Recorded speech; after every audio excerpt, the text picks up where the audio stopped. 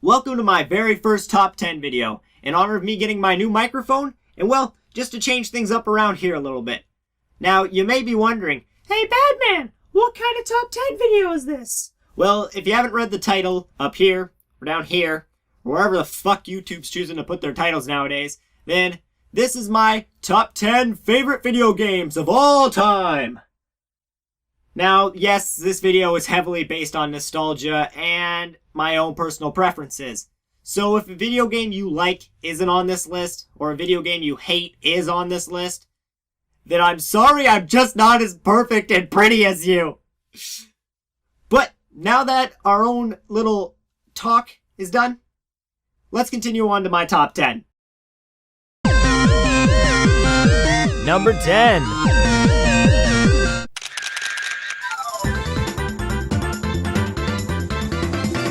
Pokemon Snap was a welcome collection to the Pokemon world to me, especially since I never had a Game Boy at an early age to play and enjoy the original Pokemon games. So when I heard about Pokemon Snap, I was automatically attracted to the idea.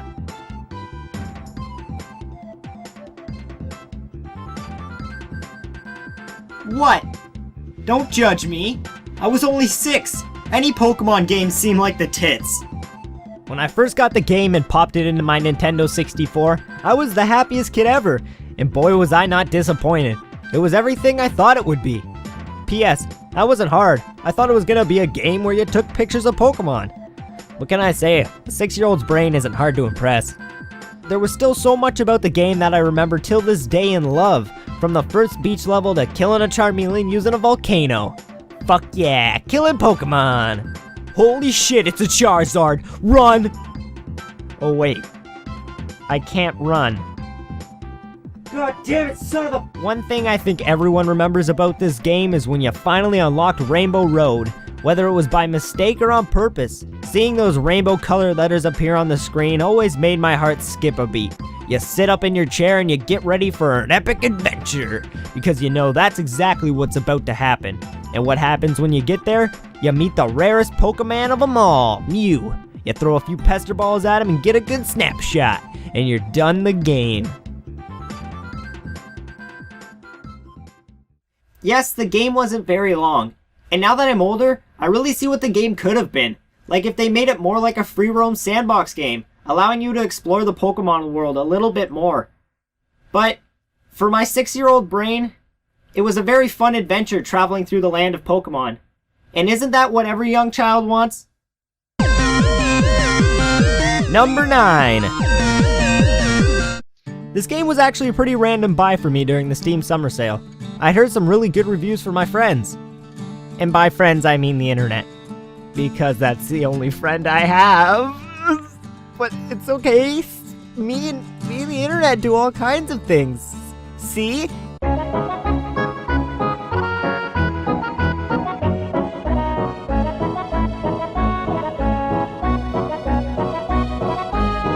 But back to what I was talking about. This game blew all expectations I had out of the park. I expected a pretty decent beat-em-up game with decent story and not much of replay value. And boy was I wrong. The gameplay was beautiful, bringing in lots of guns, weapons, and abilities, making for tons of fun and different ways to approach combat. The story was beautifully written and narrated by a god. Just imagine if everything you did in life was narrated by this guy. Now here's a kid whose whole world got all twisted, leaving him stranded on a rock in the sky. He gets up, sets off for the Bastion, where everyone agreed to go in case of trouble. Ground forms up under his feet as if pointing the way. He don't stop to wonder why. And then he falls to his death. I'm just fooling. See what I mean? Epic! Also, the game is very replayable due to the fact that you have so many different choices between weapons, abilities, how the story plays out, and through the use of shrine idols, which are items that you can buy and use to up the difficulty of the game, but grant you an extra experience and cash bonus. All of these qualities combined make Bashin a game I just keep finding myself going back to. Number 8.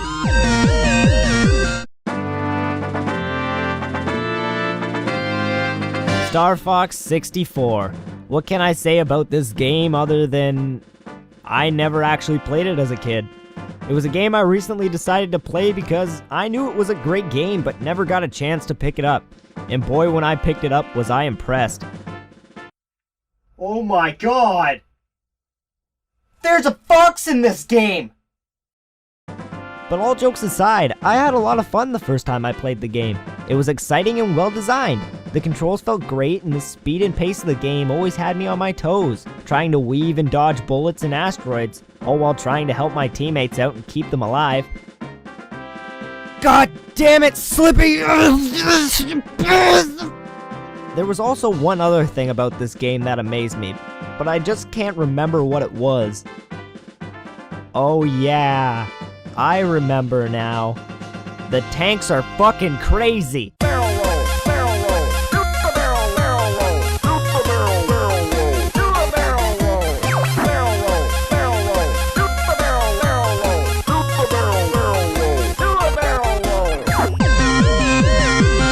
Number 7.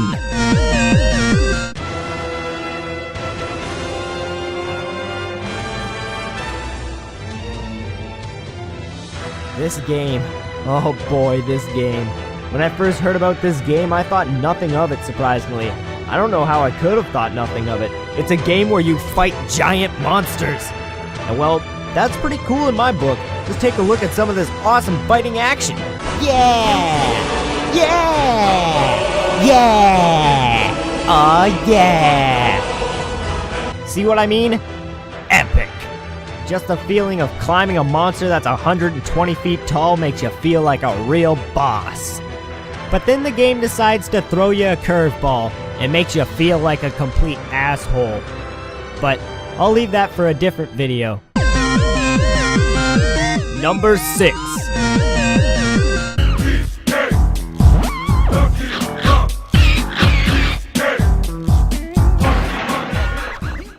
Ooh, banana. Now that is something this game had me quoting non-stop, and I still quote it till this day. Ooh, banana! Oh, come on! That's not even in the script! Just turn the camera, turn the camera! Now, how many of you out there love math? Because we're about to do a shit ton of it. Okay, so let's see. In this game, there are 200 golden bananas, 3,500 normal bananas to collect, 40 blueprints, 40 banana medals, 20 banana fairies, 10 crowns, 8 boss keys, a ton of special moves to unlock, an almost infinite amount of banana coins to buy everything you need, 1 rareware coin, 1 Nintendo coin, 5 guns, and 5 instruments for each monkey to have, and 1 golden rareware banana. Now you see why this game is on my list. Never mind the fact it was made by Rare back in its golden years. But there's just so much to do and collect in this game. And trust me, I would know. I did it all.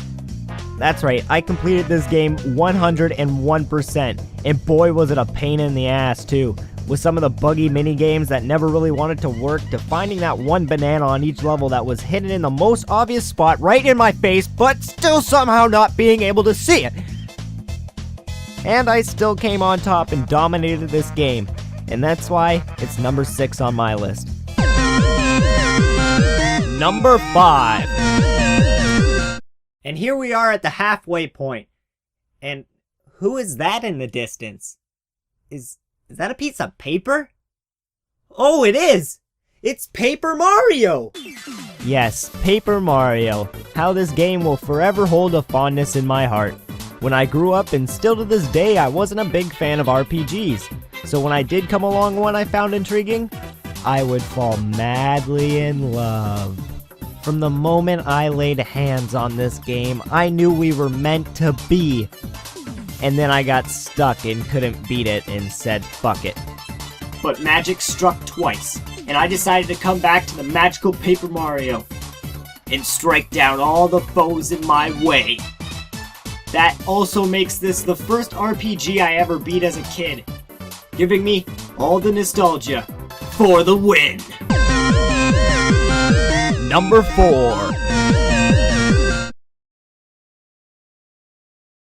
Oh shit! Oh, where is it? Oh, this is awkward. Where did I put number 4? Oh, there it is. Kingdom Hearts is one of the weirdest games I could say I've ever had the pleasure of playing. Think about it. In what other game can you team up with Disney characters and Final Fantasy characters to fight evil shadows that steal the hearts of other Disney and Final Fantasy people? If you really think about that, it's a really fucked up storyline. But in the end, the game still manages to take all that craziness and wrap a perfectly beautiful story around it, dragging you in and always making you wonder what's coming next. If you never played Kingdom Hearts because you thought it was too childish or just a weird looking game, I'm telling you right now to go find a copy and pick it up. It's really worth your time. Except a Little Mermaid level. That shit ain't worth anyone's time. Number 3. Have you ever been beaten at a game so badly that it made you just want to keep playing it until you could finally beat your friend? Well, that's my beef with Mario Kart 64. Mario Kart 64 is a game that me and my dad used to play all the time when I was younger. And to tell you the truth, even to this day we still do, and nothing has changed. He still kicks my ass! Nonetheless, it was always a fun time between us. Until he jumps the starting wall in Wario's Coliseum and beats me in a matter of seconds. This wasn't the only trick he knew for beating racetracks super quick, but Wario's Coliseum was definitely the main one. And out of the hundreds of races me and my dad played over the years, I've probably only won 1 or 2 races to say the least. But I still have to thank my dad, because without him, I wouldn't be making these videos, or even playing video games for that matter. And that is why Mario Kart 64 is at the top of my list. Number 2.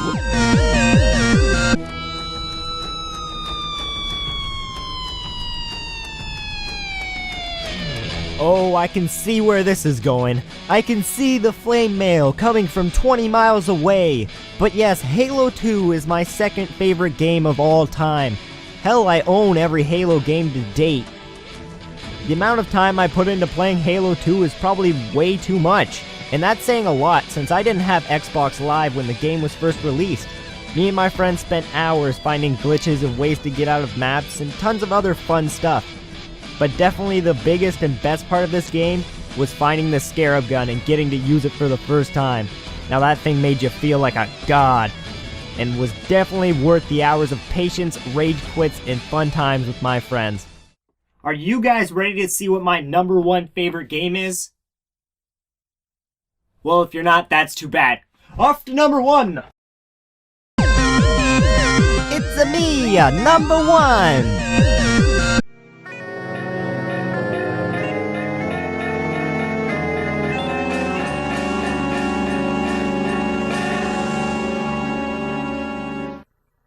Yes, I know everyone loves Ocarina of Time so much, but Majora's Mask has a lot of meaning to me. When I was a kid, Ocarina of Time was always my favorite game. What more could a kid want than exploring a brand new world, solving puzzles, killing bad guys, and saving the world? Taking pictures of Pokemon, of course. As I grew older and was able to understand games more and more, I really started to love Majora's Mask. The dark feeling that this game leaves on the player is incredible. From the lingering sense of death and despair that you feel from all the citizens of the town and nearby villages, to the amazing soundtrack that fits the feeling of this game just oh so perfectly. I would have to say that the Song of Healing has to be my favorite song out of any Zelda series. The disturbing atmosphere it creates causes you to think of only horrible things, even though the song itself is meant to heal the horrible and disturbing thoughts. The Skull Kid himself is also a great addition to the story, and showing you that even small things like losing a friend can cause a child to go over the edge and cause massive destruction. But these are all things I want to talk about in a later video.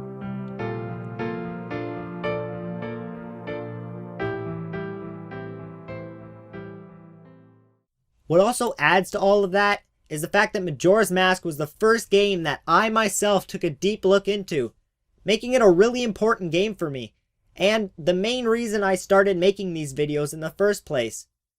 But with that, I end this video, and I hope you come back for more of me and my reviews. But until then, I hope you have more great adventures, and I hope they're just as great as mine have been. Hey, while you're sitting there having a good old time, why not go up there and click that subscribe button? Or come down here and like and share it with all your friends. It really helps me in the long run. And if you want some more of my work, click on the videos I just happen to leave here for you. You might like them. You might not. Come on, have some fun. Click them. Click anything. Come on.